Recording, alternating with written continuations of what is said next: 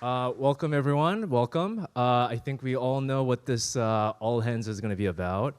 We have a very, very special guest. I've been calling him VVIP. But yeah, the purpose of this is for us to show our immense gratitude for, you all know him as P1. You will know more about him today. And also for them to just share the journey that they've gone through, and just sheer excitement for sharing all the progress so far with you all. So I guess without further ado, I am going to introduce who you guys all know as Participant 1 or P1 onto the stage. So please welcome with a big round of applause.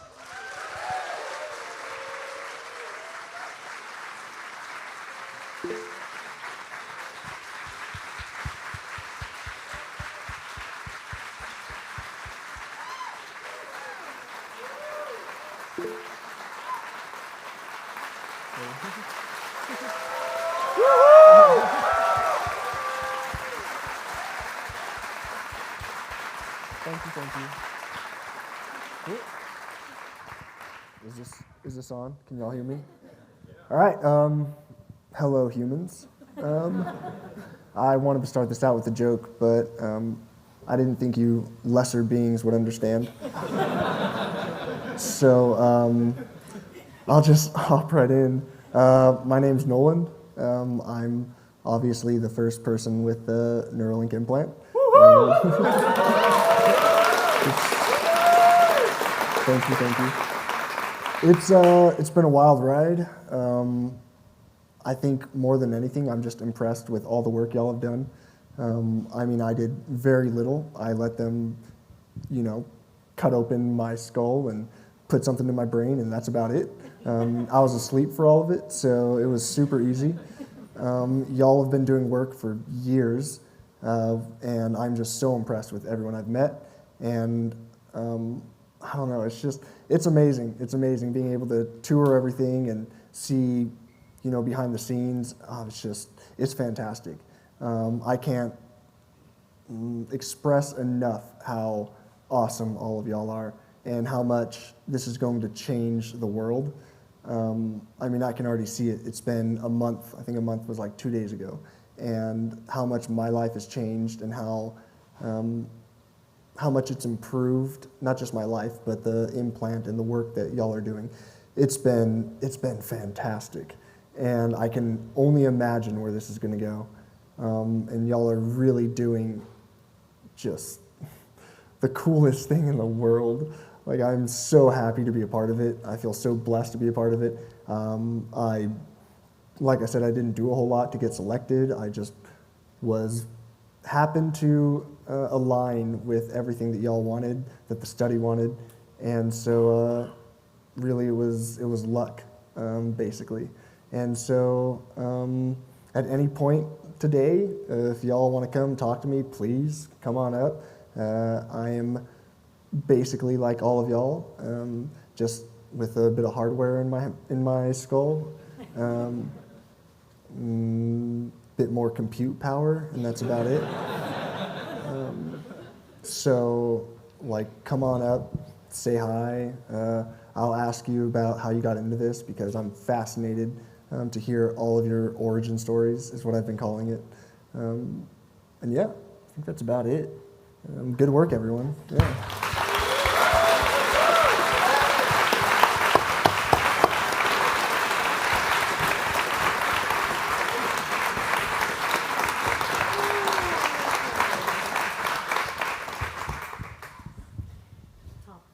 Yeah, so Nolan is a very impressive person, but I want to take just one moment before bragging on his behalf about all the work that he's done over the past month to also acknowledge his mother, his father, and his friend here in the front row. I've spent probably 8 hours a day plus at their home the last sort of month-ish, and I just want to acknowledge that none of this would happen without them. I mean, literally none of it, and it's a team effort the whole way. So just if I could have one round of applause for Nolan, but also their family.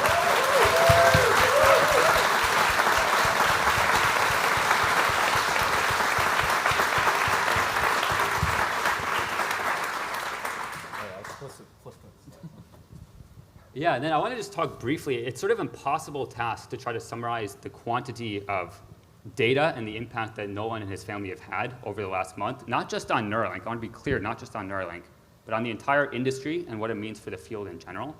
So I have a pretty impossible job of trying to summarize with a few statistics what that looks like, just to give you a sense of the kind of crazy, absurd amount of data and progress that we've made in the last month. So the first is we've done literally only 12 BCI sessions so far. We've done 5 days a week, 8 hours a day. And for those of you who have worked in this field before, you know that this is not the usual thing to happen. If you have experience with BrainGate or previous clinical trials, it's typically a couple days a week for a couple hours. And by Monday morning, usually around 11 a.m., we've usually surpassed what the normal is in terms of data collection for a week. The second thing I want to acknowledge is the amount of learning that we've taken away from those sessions. And so if you look at the next bullet point there, I asked Sammy to compute this, 271 pages of notes over those 12 BCI sessions. And it's to the degree that Google Docs actually doesn't load that document anymore. And we had to start splitting it up day by day. And it's actually not just about, it just wouldn't happen with anyone. I want to emphasize that. Nolan has a very unique ability to give us useful comments on what needs to change to make our product better. His parents, his friends have given us similar comments. And these are pages of notes on what we need to change to make it better going forward. This is invaluable data. Okay, now to the raw stats. So lifetime, Nolan has selected 89,285 targets in WebGrid. There is no one in the same league. That's crazy. That's wild. There was one day, February 15th, Nolan selected 7,762 in one day. For reference, the maximum I think I've ever seen any living creature do is probably pager before that, and it's in the low thousands, like not even close. It's like a multiplier off. Absolutely absurd quantity of data. The total number of left clicks Nolan has done with this BCI, 111,000 left clicks. Right clicks, similar, 35,000 right clicks. Okay, now for the most important stat of all. So, for those who know me, I'm a very competitive person. Nolan is competitive, but shows it in a slightly different way.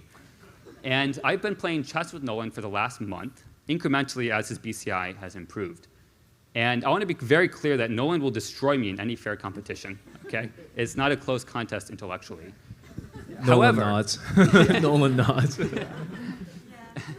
However, when the BCI is not working well enough for him to beat me, and the clock time is small enough, I have a chance. And so just for the record, Nolan has beaten me 7 times in chess, and has only lost 4 times. So he's up 3 games right now.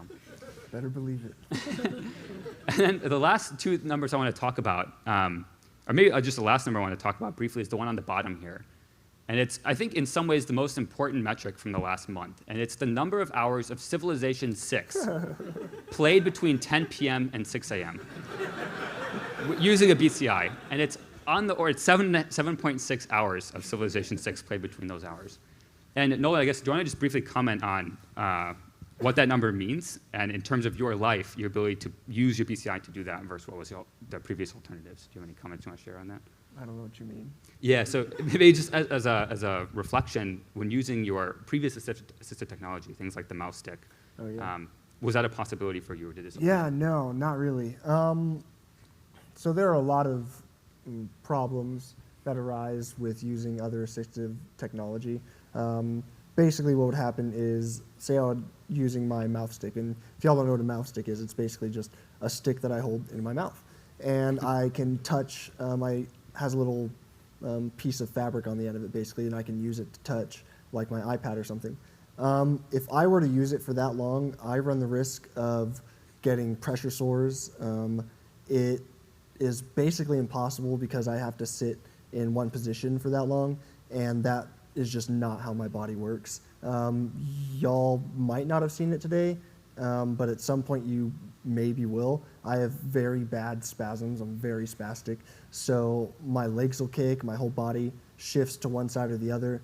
And so sitting in one position to use a mouth stick in front of an iPad is next to impossible. I actually had a quad stick, which is basically like a sip and puff. I don't know if y'all know what sip and puffs are. This is a sip and puff where I can control my chair with it. It's like a hard blow to go forward, a soft blow to go right, a hard suck to go backwards and a soft suck to go left. And I have a remote that has about 8 or 10 different commands on it. And I have to be perfectly centered in order to use that. And if I spasm at all or move at all, I have to be completely readjusted. So getting to play Civ all night like that was something I haven't been able to do since my accident. And it was amazing. It was so much fun. I was kicking ass. So it's just not possible with anything else that's out there. I've tried it all, eye tracking software, like it's okay, but if I get off center at all, it just doesn't work. There's so many different reasons why what y'all are doing is just going to change the world. It's going to change how people like me are able to just live their lives. It's incredible. I can't even describe it. I'm at a loss for words at the impact y'all are making. And it was a lot of fun. It was a lot of fun. I guess above all else, I had so much fun staying up all night doing that. What civilization were you? What Civ? Yeah. I was Korea. And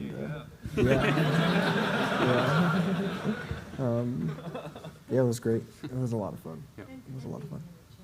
Yeah, I mean, beating him at chess isn't that fun anymore.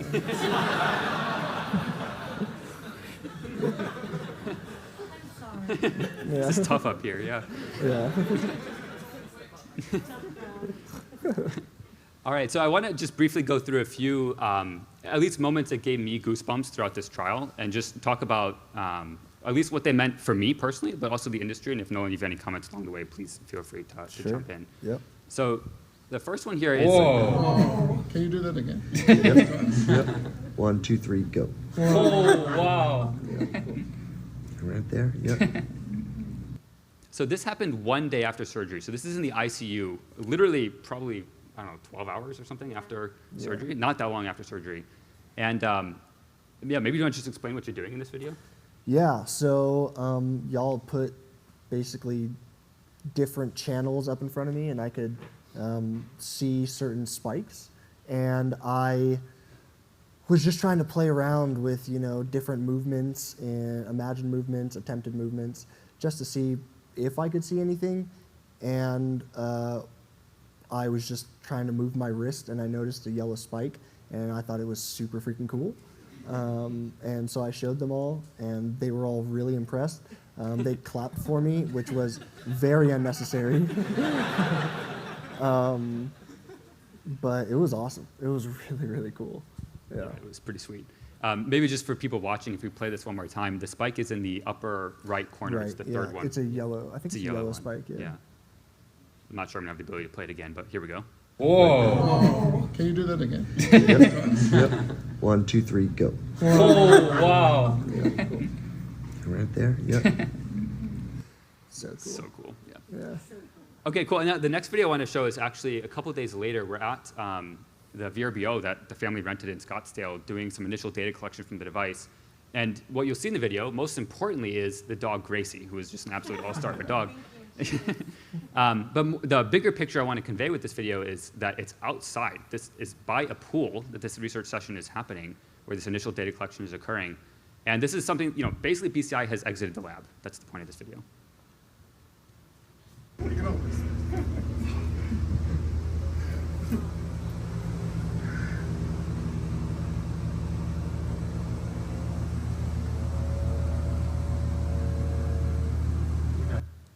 That's so incredible. I just want to give one round of applause to all the people who made that possible, that you can do that kind of thing outside.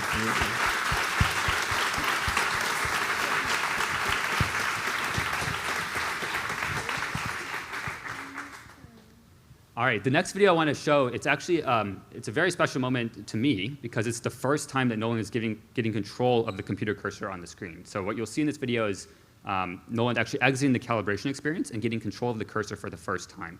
So here we go.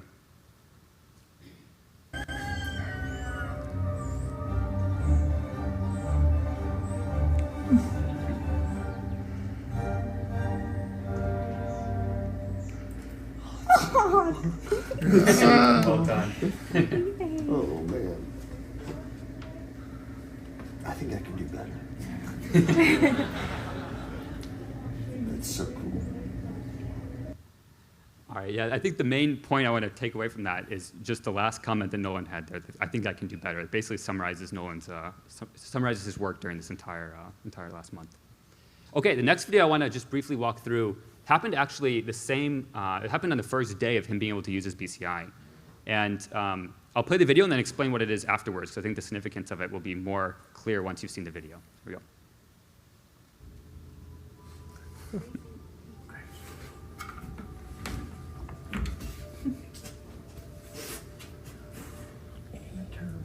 How do you feel about that speed? It's good. No, I think I like it.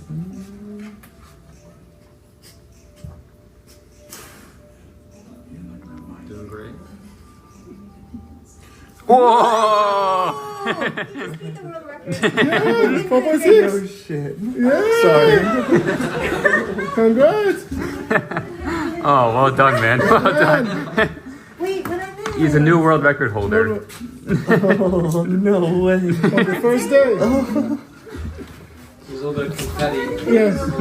This was a surprise. It's 4 from 1 to 5. I thought it was higher. I thought I would have to get to 5 or something.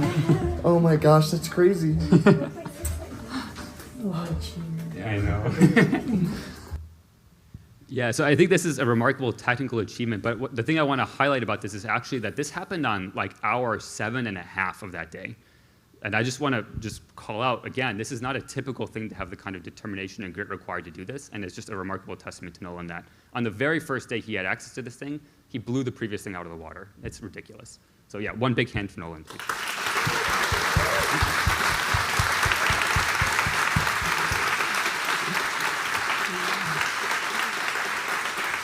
Thank you. Thank you. All right, now this next video, this was actually, I think, a request of Nolan. During our first initial home visit, the first time I met Nolan, we talked about things he might want to do with his BCI and how one of the games he likes to play, he referred to it as Beerio Kart, not Mario Kart, but It's a much different game. much different game. One of the goals was to be able to actually play the game Mario Kart with his friends. And in this video, I think we posted this at one point on Slack, or a version of this, and there was a vote of sort of which of these was controlled by a BCI, which of these was Nolan, and which of these was his dad. And I'm not saying anything about his dad's skill set, but in some ways, it's kind of like a Turing test for BCI. If you can't tell the difference, this is a remarkable achievement, and again, a testament to Nolan's ability to figure stuff out blazingly quick. And so I'm going to hold off until the end to say which is which, but here we go.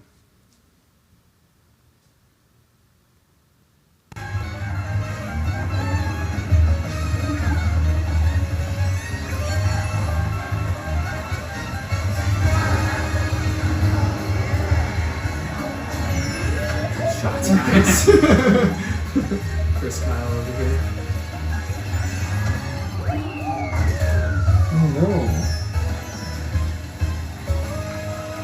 Dang it, you just All have right, to get up we to have a it. new model for you for this next one, All right, ready? cool. Yep. Hopefully we can get that drift. All right, so Nolan was the guy on the right, the one who sniped that dude with the green shell halfway through. And also the guy who I'll mention has the best taste in which player to play as in Mario Kart. Try Bowser for the win. I would like to, just really quick, for those of you who don't know what Beerio Kart is, so if you've never played, it's Mario Kart, except everyone starts with a beer in hand, and you're not allowed to drink and drive. So you have to pull over and drink your beer periodically, and you have to finish it before the end of the race. And that's it. And so I've wanted to play that. It's so much fun. If you've never played, I would say we could have a little tournament in the office, but I'm not sure how y'all feel about your employees getting drunk. But it's so much fun. Just What's wanted the to throw what's that the out there. winning strategy here? Chug it all. Yeah, just in the beginning. Yeah, shot. Oh, wait, you can't. But you can't drink and drive. You can't. Yeah. So you just stay there, you shotgun it, and then you drive.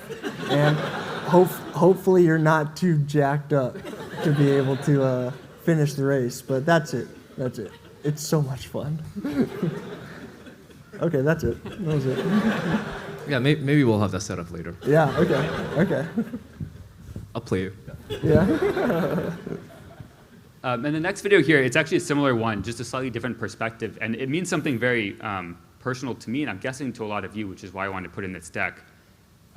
What you'll see in the next video is, it's a very normal scene. What you see is a dad and his son playing Mario Kart, something I grew up doing all the time with my parents, something I did a lot with my friends growing up, and something that wasn't possible until this happened. And I just think the normalcy of it, contrasted with the absolute absurdity of doing it using a BCI, is something to just marvel at and just take in and soak in for a second. So here we go.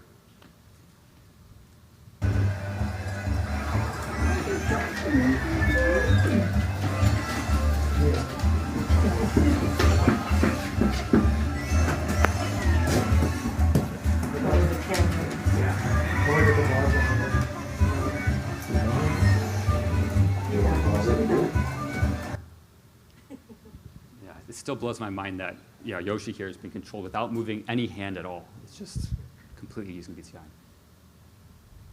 And then, the last slide, I just want to return to the message I said at the beginning here, which is that this really, truly is a team effort. I think I'm one of the few people who's got to experience the full journey in Arizona with Nolan and his family, and just got to see their dynamic, how much they care about each other, and how supportive they all are of not just the work we do, but of the impact it's going to have on the thousands of people that come next. So just one more round of applause for the whole gang.